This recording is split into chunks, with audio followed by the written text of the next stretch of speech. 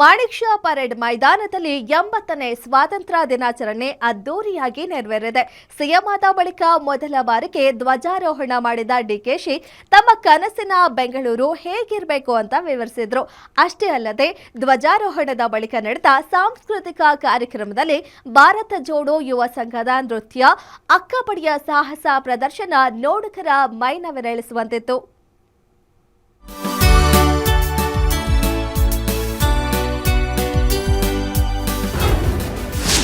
CM ಆಗಿ ಮೊದಲ ಭಾಷಣದಲ್ಲಿ ಕನಸಿನ ಬೆಂಗಳೂರು ವಿವರಿಸಿದ ಡಿಕೆಶಿ.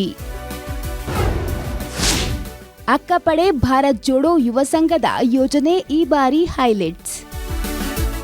ಮಾಣಿಕ್ ಷಾ ಪರೇಡ್ ಮೈದಾನದಲ್ಲಿ 80ನೇ ಸ್ವಾತಂತ್ರ್ಯ ದಿನಾಚರಣೆಯ ಸಂಭ್ರಮ. ಸಿಎಂ ಆದ ಬಳಿಕ ಮೊದಲ ಬಾರಿಗೆ ಮಾಣಿಕ್ ಷಾ ಪರೇಡ್ ಮೈದಾನದಲ್ಲಿ ಧ್ವಜಾರೋಹಣ ಮಾಡಿದ ಡಿಕೆಶಿ ಗೌರವ ರಕ್ಷಣೆ ಸ್ವೀಕರಿಸಿದ್ರು. ಬಳಿಕ ವಿವಿಧ ಭದ್ರತಾ ಪಡೆಗಳ ಪಥಸಂಚಲನವನ್ನ ವೀಕ್ಷಿಸಿದ್ರು.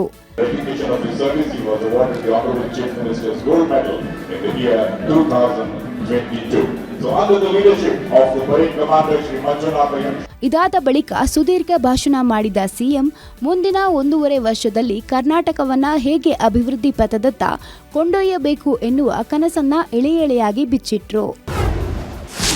ಬೆಂಗಳೂರಿಗೆ ಸಿಎಂ ಬಂಪರ್. ದೇಶದ ಮೊದಲ ಎಐವಿವಿ ಸ್ಥಾಪನೆ. ಮೆಟ್ರೋ ಮಾರ್ಗ 220 ಕಿಲೋಮೀಟರ್ಗೆ ವಿಸ್ತರಣೆ. ರಸ್ತೆಗಳ ಅಭಿವೃದ್ಧಿಗೆ 5,000 ಕೋಟಿ. ಬೆಂಗಳೂರು ಬಿಸಿನೆಸ್ ಕಾರಿಡಾರ್ಗೆ ವೇಗ. 5 ಪೊಲೀಸ್ ಕಮಿಷನರೇಟ್ ಸ್ಥಾಪನೆಗೆ ನಿರ್ಧಾರ. ಆಂಟಿ ರೌಡಿ ಸ್ಕ್ವಾಡ್ ರಚನೆ. ಅಗತ್ಯವಿರೋ ಕಡೆ ಪೊಲೀಸ್ ಠಾಣೆ ನಿರ್ಮಾಣ. 5 ಹೊಸ ವೃಕ್ಷ ಪಾರ್ಕ್ಗಳ ನಿರ್ಮಾಣ. ಅಂತರ್ಜಲ ಹೆಚ್ಚಿಸಲು 7 ಕೆರೆಗಳ ಅಭಿವೃದ್ಧಿ.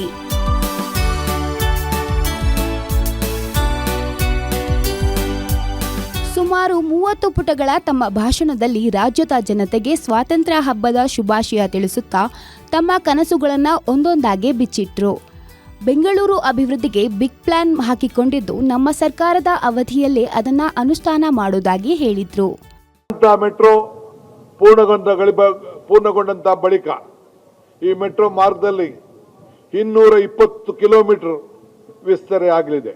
ಇವತ್ತು 55,000 ಕೋಟಿ ರೂಪಾಯಿ ವೆಚ್ಚದಲ್ಲಿ ನಗರ ಪ್ರಮುಖ ರಸ್ತೆಗಳನ್ನು ಅಭಿವೃದ್ಧಿಪಡಿಸಲು ಕಾರ್ಯಕ್ರಮಗಳನ್ನು ಈಗಾಗಲೇ ನಾವು ಆರಂಭವನ್ನು ಮಾಡಿದ್ದೇವೆ.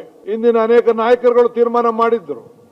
ಅದಕ್ಕೆ ಹೊಸ ರೂಪವನ್ನು ಕೊಟ್ಟು ಬೆಂಗಳೂರು ಬಿಸಿನೆಸ್ ಕಾರಿಡಾರ್ ಎಂಬ ಹೊಸ ಹೆಸರನ್ನ ಕೊಟ್ಟು ಹೊಸ ಸ್ವರೂಪದಲ್ಲಿ ಬೆಂಗಳೂರು ಪೊಲೀಸ್ ಕಮಿಷನರೇಟ್ ಪ್ರಾರಂಭ ಆದಾಗ ಬರೀ ಕೇವಲ 10 ಲಕ್ಷ ಜನಸಂಖ್ಯೆಗೆ ಕಮಿಷನರೇಟ್ ಪ್ರಾರಂಭ ಆಗಿತ್ತು.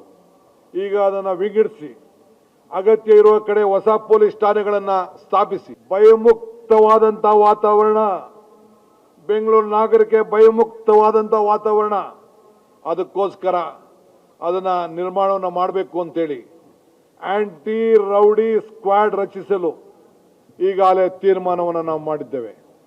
ಇನ್ನು ಈ ಬಾರಿಯ ಸ್ವಾತಂತ್ರ್ಯ ದಿನಾಚರಣೆ ಅಂಗವಾಗಿ 4 ವಿವಿಧ ಬಗೆಯ ಸಾಂಸ್ಕೃತಿಕ ಕಾರ್ಯಕ್ರಮಗಳನ್ನು ಆಯೋಜಿಸಲಾಗಿತ್ತು. ಮಹಿಳೆಯರು, ಮಕ್ಕಳಲ್ಲಿ ಕಾನೂನು ಅರಿವು, ಜಾಗೃತಿ, ಶಿಕ್ಷಣ ನೀಡುವ ಜೊತೆಗೆ ಸಂಕಷ್ಟದಲ್ಲಿರೋ ಮಹಿಳೆಯ ನೆರವಿಗೆ ಧಾವಿಸೋ ಅಕ್ಕಪಡೆ ಯೋಜನೆ, ರಾಜ್ಯದ ಯುವ ಜನರಲ್ಲಿ ನಾಯಕತ್ವದ ಗುಣ ಬೆಳೆಸಲು, ಕ್ರೀಡಾಸಕ್ತಿಯನ್ನ ಉತ್ತೇಜಿಸಲು ಜಾರಿಗೆ ತರಲಾಗಿರೋ ಭಾರತ್ ಜೋಡೋ ಯುವ ಸಂಘದ ಥೀಮ್ ಹೊಂದಿರುವ ನೃತ್ಯ ನೋಡುಗರನ್ನ ನಿಬ್ಬೆರಗಾಗುವಂತೆ ಮಾಡ್ತು. ಬಾರಯ್ಯ ಬಾರೋ ಯುವಕರೇ, ಭಾರತ್ ಜೋಡೋ ಕರೆದಿದೆ. ಬಾರಮ್ಮ ಬಾರೋ ಯುವತಿಯರೇ, ಹೊಸ ಬೆಳಕು ಹೊತ್ತಿದೆ. ಡೊಳ್ಳು ಕುಣಿತ, ವೀರಗಾಸೆ, ಸಂಸ್ಕೃತಿ ಮತ್ತೆ ಅರಳಿಸಲಿ. ಮೊಬೈಲ್ ಬರದೆ ಎಂದು ಹೇಳಯ್ಯ, ನಶೆಯ ಬದಲು ಕ್ರೀಡೆ ಇರಲಿ. ಅದೇನೇ ಇರಲಿ, ಹೊಸ ಸಿಎಂ ಅವರ ಹೊಸ ಕನಸುಗಳು, ಹೊಸ ಯೋಜನೆಗಳೊಂದಿಗೆ ಸಿಲಿಕಾನ್ ಸಿಟಿ ಜನ ನೆಮ್ಮದಿಯ ಜೀವನ ನಡೆಸುವಂತಾಗಲಿದೆ. ಇಷ್ಟು ದಿನ ಸಮಸ್ಯೆಗಳಲ್ಲೇ ಮುಳುಗಿದ್ದ ಸಿಲಿಕಾನ್ ಸಿಟಿ 80ನೇ ಸ್ವಾತಂತ್ರ್ಯ ದಿನಾಚರಣೆ ಬಳಿಕವಾದ್ರೂ ಅವಕ್ಕೆಲ್ಲ ಮುಕ್ತಿ ಸಿಗುತ್ತಾ ಅನ್ನೋದನ್ನ ಕಾದು ನೋಡಬೇಕಿದೆ. Ullas S Kiruvase, guarantee news, Bengaluru.